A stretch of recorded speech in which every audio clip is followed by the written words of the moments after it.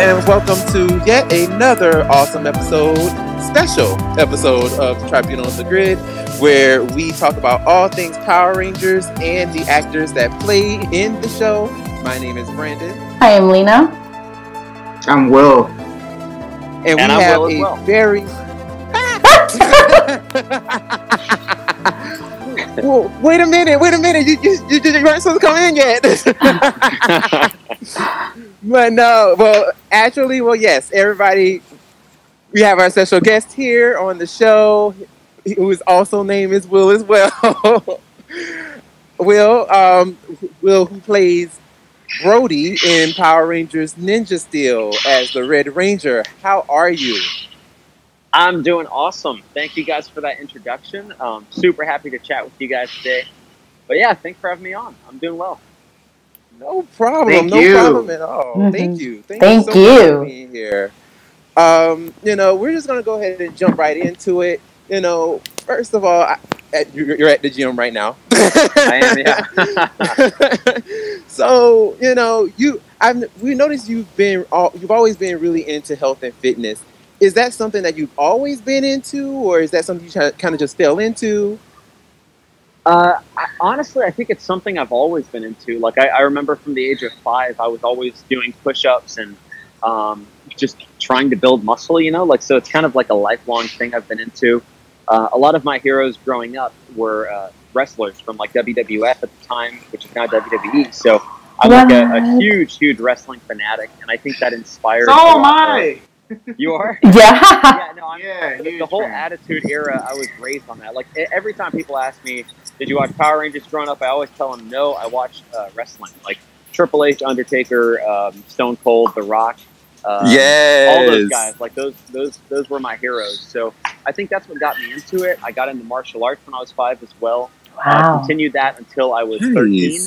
And then after that, when I was 13, I realized that...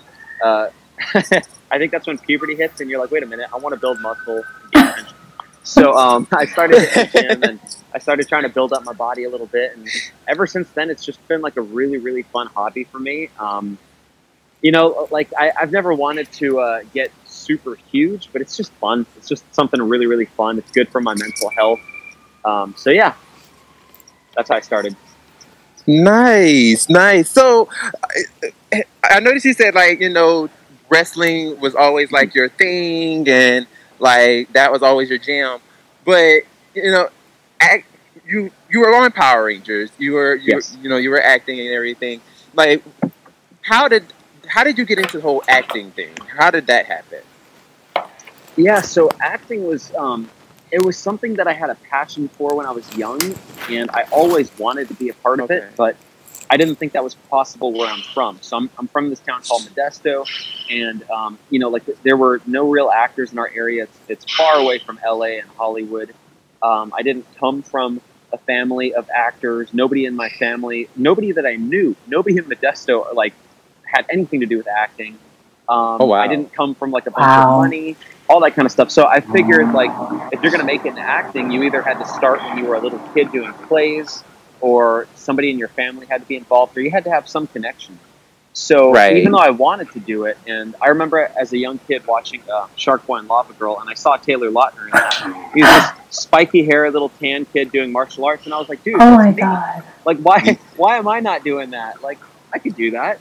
And I knew that he had gotten into commercials, which led to acting, and then did Shark Boy and Lava Girl, and then did Twilight and all this stuff, and I'd be like, damn, I feel like I'm supposed to be doing that, but I'm over here in Modesto. So when I finally went off to college at UC San Diego, I was doing an economics degree, and I was just really starting to feel like this isn't my calling in life. Like, I know I'm supposed to do something more than this.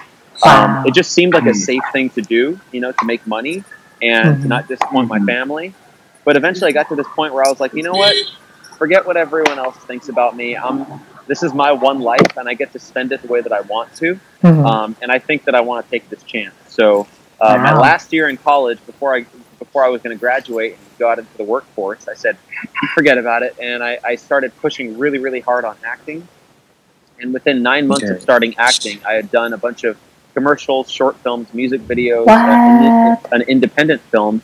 And then as soon as that independent film wrapped that summer, I went straight to New Zealand and I did Power Rangers. So to me, it was like the most life-changing year of my life, and it showed me that if you set a goal and you literally pour every single ounce of like sweat and your heart and your passion into it and your work ethic into it, you can make amazing things happen in a short amount of time, especially when you actually have like full belief in yourself. Like I never doubted that it would happen, but I just didn't know how much work I had to do to get there.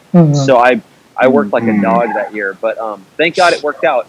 And I get to sit here and like continue to work on all of these things. And that's just, it means a lot to me. And that's part of the reason why I come to the gym. It just reminds me of work ethic. It reminds me that anything you want in life, like you have to sweat, you have to grunt, you have to be exhausted. But things can work out if you stick with it. So. Wow. Come on, yes. Now, of course, no, for real. Like, that was right. That's what I was gonna say. That was such a motivational speech. Oh my God. No, for real. Like that really blessed me just now. Come on.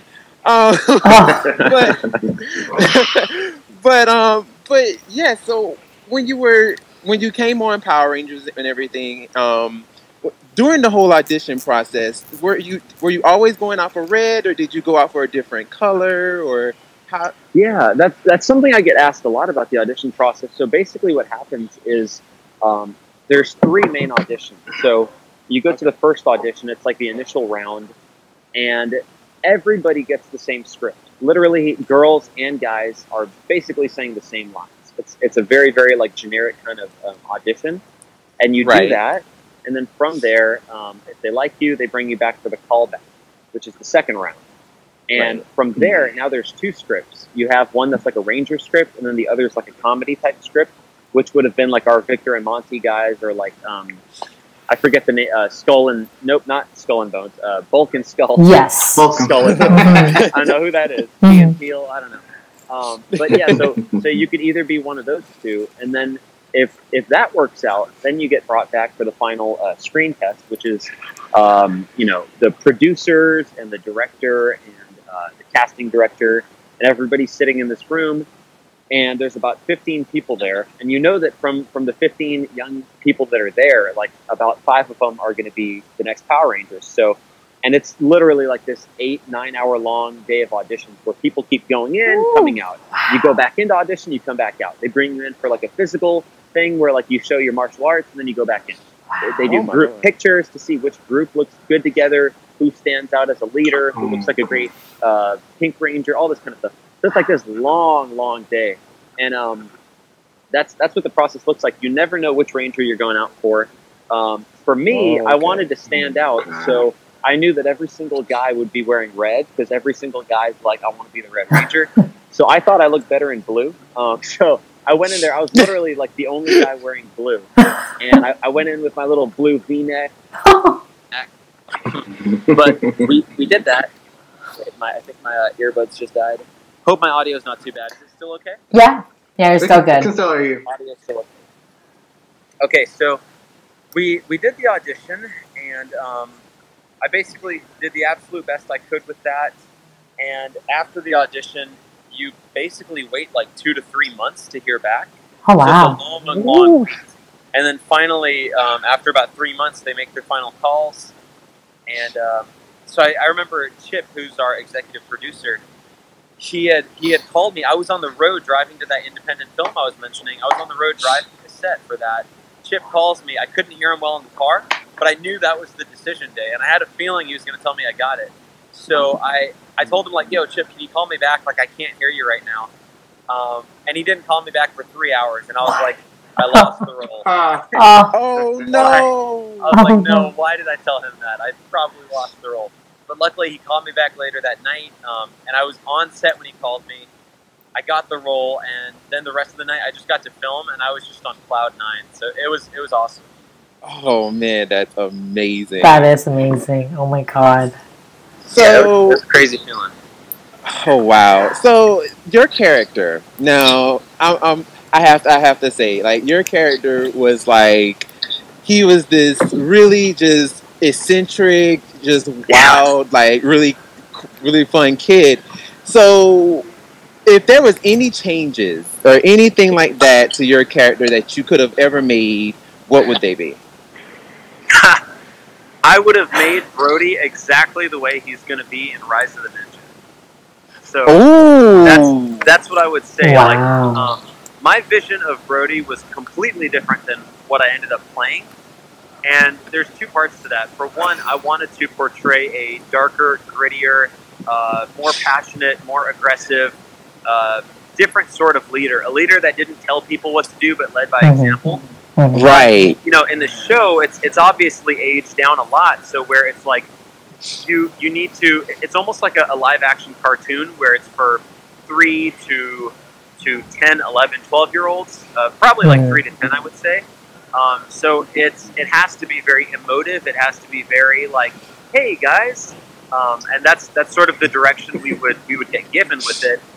So you've got so much freedom with how you wanna craft your character, which is why Rise of the Ninja is so fun for me now, because I get to sort of create this more like Brody's been through some stuff, and I get to sort of create him in the way that I envisioned him, which is fun. And we get to age him up a little bit and stuff like that. That's so that's crazy. one side of it. But on the other side of it, I think that at the time I wasn't like mature enough to portray that in the first place. Wow. So much in my life has happened in the past 2 to 3 years that I've learned from, with starting businesses, working on different projects, acting more, taking more acting classes, relationships, like all kinds of stuff. Like, life teaches you a lot of these lessons, and then you're able to bring them to the character. And I think at the time, like, I was just this insanely passionate young kid who was probably more similar to Brody than I realized. Like, I was just like a happy kid. Isn't that crazy? A big opportunity, and I was just like, sweet, this is great. But I think over time, like, I think some of the things that I can bring to Brody now are things that I probably couldn't have brought to that character in the past. So I much prefer the current Brody. That's crazy. So I have a question. So we just noticed that there's confirmation that Jessica Rae is going to be joining your cast. How do you feel about that? Like, that's insane. Yeah, no, Jessica is awesome. You know, I've met her at some different cons, and we've talked, and she's an awesome actress. She's got an amazing fan base. She's got her business. She does an amazing job with her kids and everything. So to me, it's like anybody that's pushing hard, that is excelling, you know, to have them as a part of our project, and, you know, bringing her season in and connecting that to what we're doing with Rise of the Ninja, I'm super excited for it. I know the fans are excited for it, so it's going to be fun, and she's going to play a very pivotal part of that. That's crazy. Nice. Speaking of Rise of the Ninja, go ahead. Go ahead, Will. I was actually going to ask you, how did Rise of the Ninja come about? Come on, you better read my mind. No, it's actually a pretty roundabout story. So I was at Comic-Con. I was with Brennan. I linked up with a rapper there, ATO Worldwide. He stopped by the booth. We started talking music. And he was like, yeah, dude, if you ever want me to do like a song for your YouTube or your brand, like, we can do that. And then I was like, you know what? Could I hop on the track? And, you know, if it sucks, then we'll just scrap the verse. Like, you know, there's nothing to lose. So we ended up doing it. I did the verse. It turned out well. We released it. The song was Rising Sun. We put that out there. The fans enjoyed that. It was kind of like motivational, stuff like that. And then from there, ATO was like, hey, I've got my buddy Colin. He does Shattered Past. He does First Ninja, all of these different sort of like fan film series. He also does like Arrow. So he's like, let's set up a meeting with you and him, and, you know, I want you to meet him. I would love if you could come out to the filming of Shattered Past, stuff like that. So me and Colin met up, and immediately we clicked. We just started coming up with all kinds of ideas for stories, for scripts, about where we would like to take things, about our vision for Power Rangers, what it could become, what we could contribute to that. That turned into the Rise of the Ninja script. We wrote it out. Boom. We set filming dates. And then it just continued to build and build from there. We got costumes, and then we started getting different actors and actresses on board, and now we got Jessica on board, and we're starting to talk to even more people to sort of build this thing. Wow. So, yeah, it was just organic growth. And like our personal belief is that we can help build this franchise into what it can be. Like we envision that Power Rangers can be the next Star Wars. There's no reason that wow, yes, the story is there, the yes. appeal for fans is there, but it simply takes a bigger level of thinking from the executives and from the money dudes and Hasbro, Saban, all that kind of stuff. And what we're trying to do is infuse life into the genre, also display some of the possibilities of what the brand could represent, and also just entertain the fans that want that so badly and they're not really getting it. So we can kind of give them that fan service through what we're doing, and it's fun for us too. Like we really enjoy it. So that's kind of how Rise of the Ninja came about. That's crazy. Okay. That's amazing. That is. So I know that you have, you mentioned about the music and everything. So what's your plans with that? I know I did see on your live that you said that you were going to go into the studio and you were going to like be in there for a while. Like, how is the music coming? Yeah. What? It's going really, really well. So we did Rising Sun, and then we dropped another song, Cannonball. Since then, we've completed another 3 songs that we haven't released yet. Nice. They're all in the rap genre. They're not, like, I'm not trying to be a motivational rapper. Some people were asking me, are you a Christian rapper? Like, I'm not boxing in what I do to any one label or genre. I want to make music that I enjoy. That's it. And hopefully other people enjoy it as well. So we've been messing a lot with different rap beats. And I've also been experimenting with some, like, Latin trap beats. Ooh. The Latin trap genre. Bad Bunny as well. All of those guys. So we've been experimenting with those kind of beats as well. And really where it's at right now is an experimental stage. I'm pushing on different flows. I'm learning the whole writing process behind it, the performing process behind it. We did a performance at Comic Book recently, and we also have another live performance coming up at the end of this month at something called, I think it's Gazbot. That might be wrong, but it's some sort of show in San Diego, so I'll be posting about that. But we've got a few more live shows coming up, and I'm continuing to produce the music with ATO, with some different producers. And then we're also looking to get different features on there in the future. So, yeah, like that thing is still going. I'm telling people about it, but I don't want it until it's ready. But you guys will be nice. Like, that's so exciting. So you have, so first you have like you've been promoting the carnivore diet. What exactly is it? Like, Yeah, so the carnivore diet is essentially you focus on eating high quality animal food. So you're focusing on eating red meat, eggs, seafood. And the idea behind that is you cut out all the vegetable oils, all of the sugars in your diet, so it really decreases inflammation in the body. And for one, your body starts to feel a lot more pain-free. The second thing is you're getting a high amount of protein with no carbs, so you start burning a lot of fat in the body. It's amazing for weight loss and for getting lean. And the protein also supports your workouts. And then the third thing is that animal foods in the body are a lot more bioavailable. The nutrients are more bioavailable. So all that means is that the body can more readily absorb those nutrients and those vitamins than, let's say, if you were eating tons of salads, vegetables, fruits, things like that. The body actually has to go through a fermentation process to absorb those nutrients, so you actually end up getting less of them. If you read about like spinach or you read about kale, and you see these like huge nutrient values and all these plant nutrients in there, you're not actually absorbing all of those. Your body only absorbs a certain amount of those. And then the second thing is that plants come with anti-nutrients.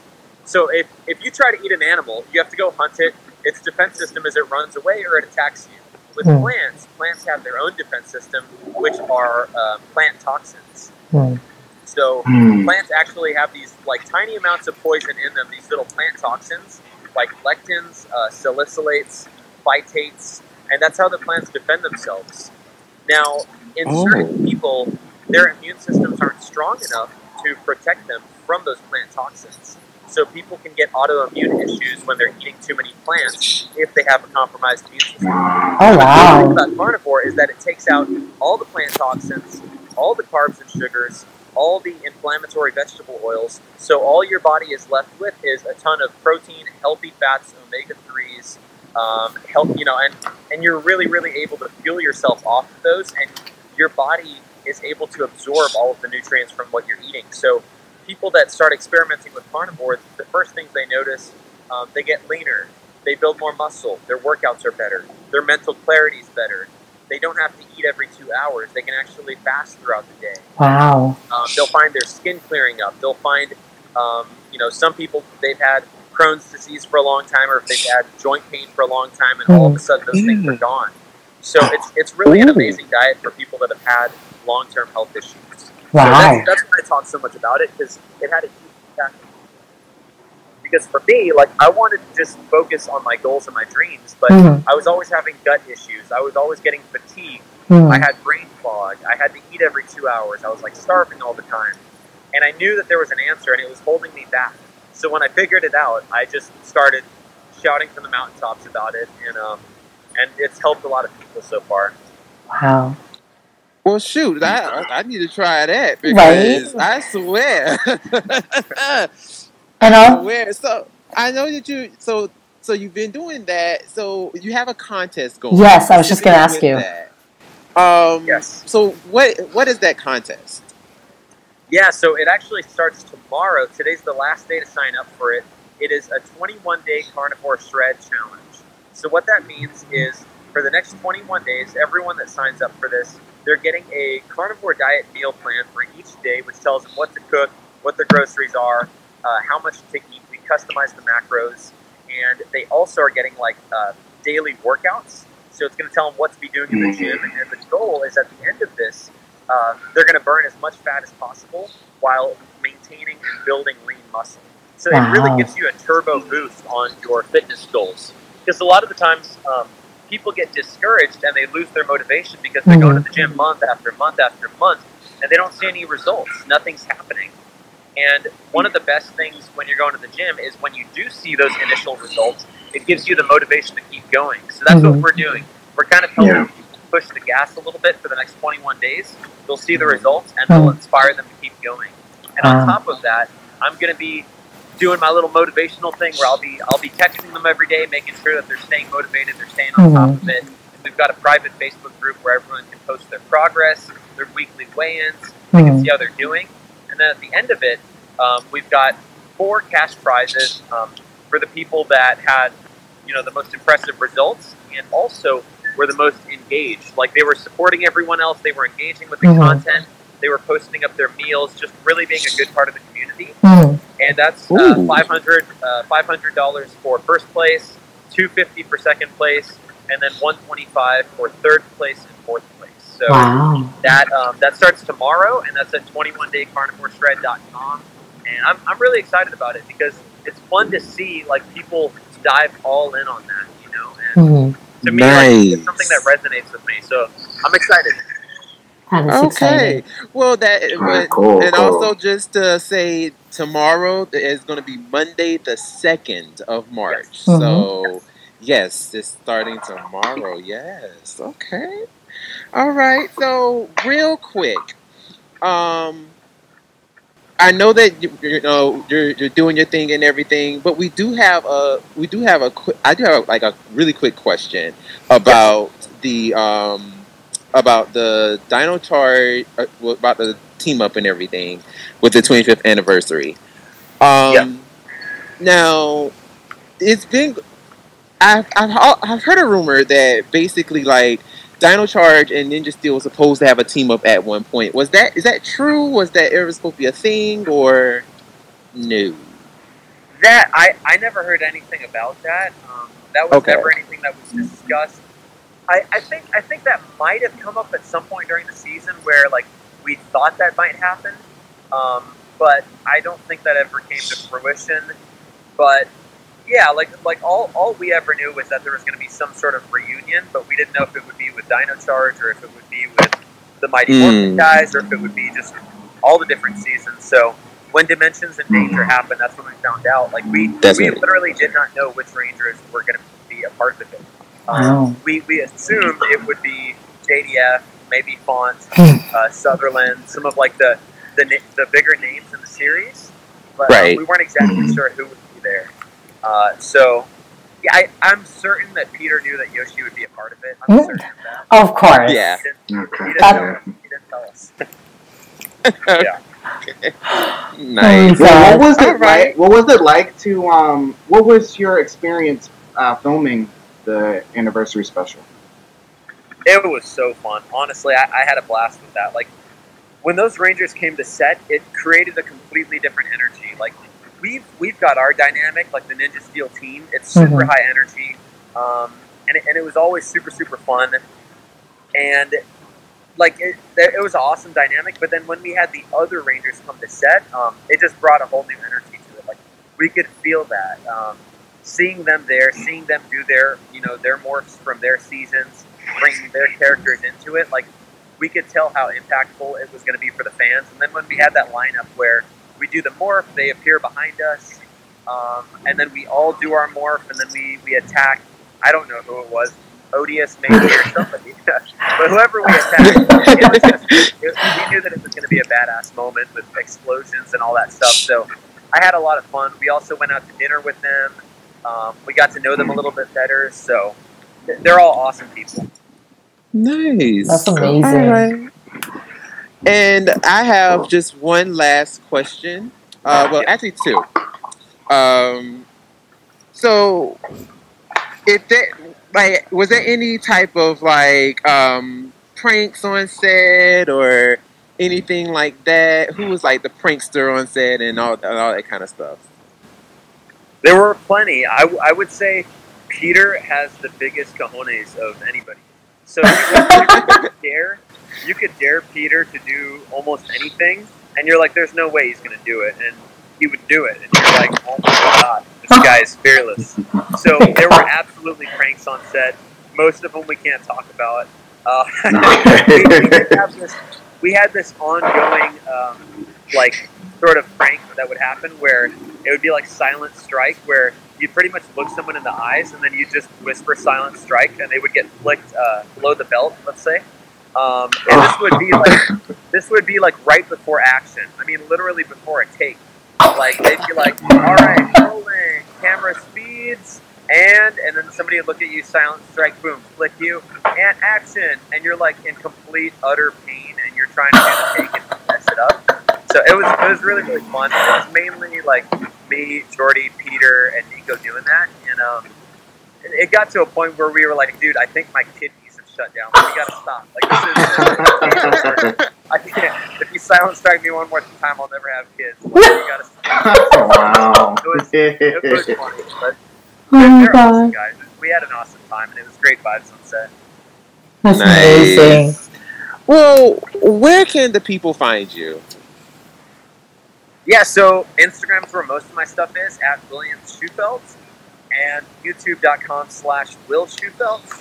And then they can also check out, so the Rise of the Ninja stuff is going to be released on Crimson Vision Studios YouTube channel. So you can check that out. Rise of the Ninja, for those that don't know, is going to be a Power Rangers fan film series. We're working on episode 1 right now. That's going to be released probably before May, at the latest in May. And then we've also got another 2 episodes of that coming out. So it's going to be like a 3-episode series.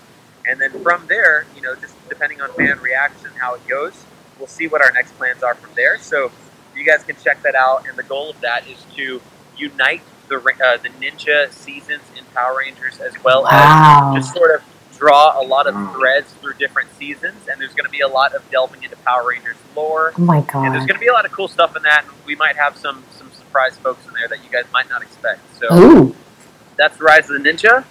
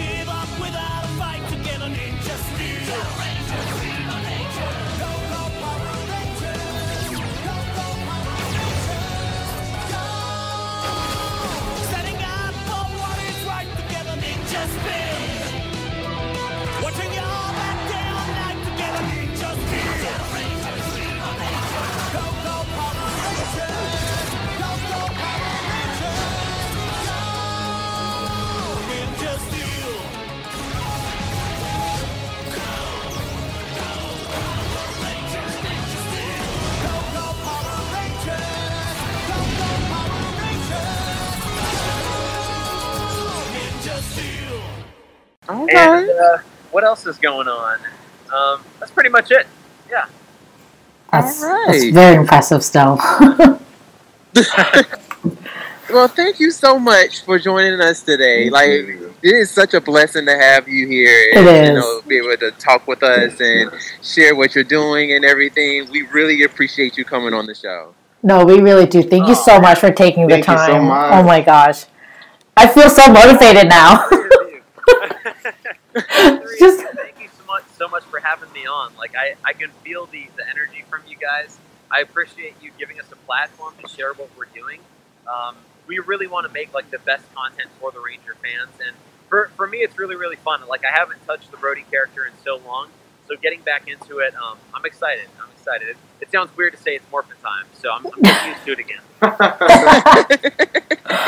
Well, I know this isn't a con, and I know you probably have done it hundreds of times. But can you give us the morph call, like just once, just for old time's sake? Oh, how did we start? It's Morphin' Time. Power stars, lock in. Huh, ready.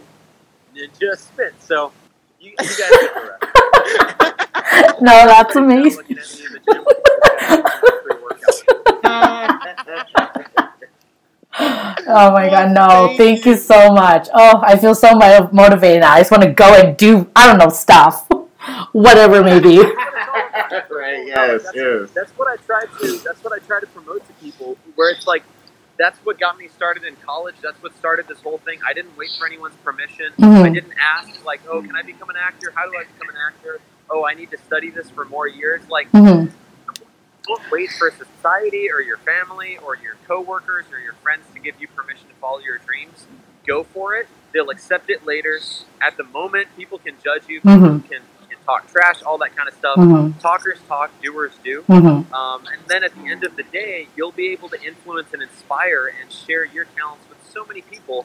And then you'll be able to finally get to the end of your life thinking, man, I did everything that I wanted to do. I didn't stop myself because I was scared.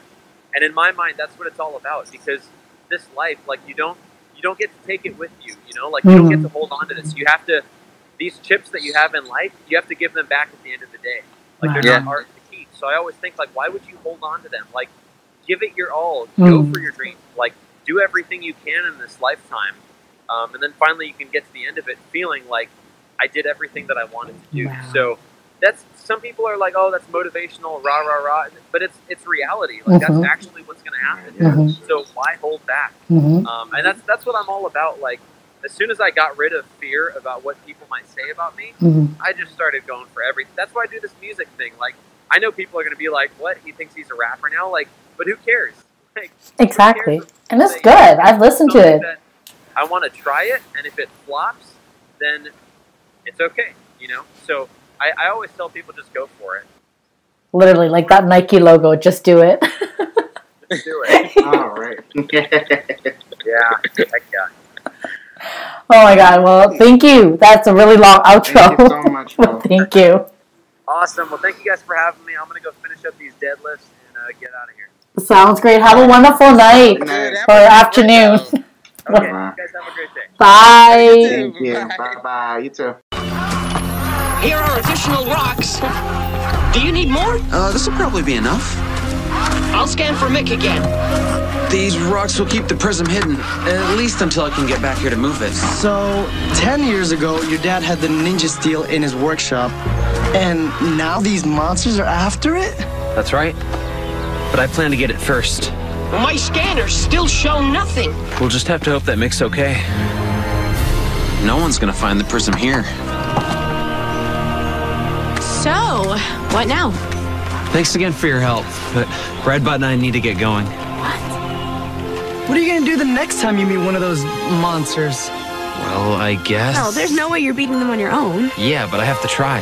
No. We have to try. You can't do this alone. I'm with her. We're Power Rangers now, right? It seems like maybe the world is depending on us. So let's beat these creeps. Together. Together. Together. Together. Okay, so where do we go first? Simple. To my old house.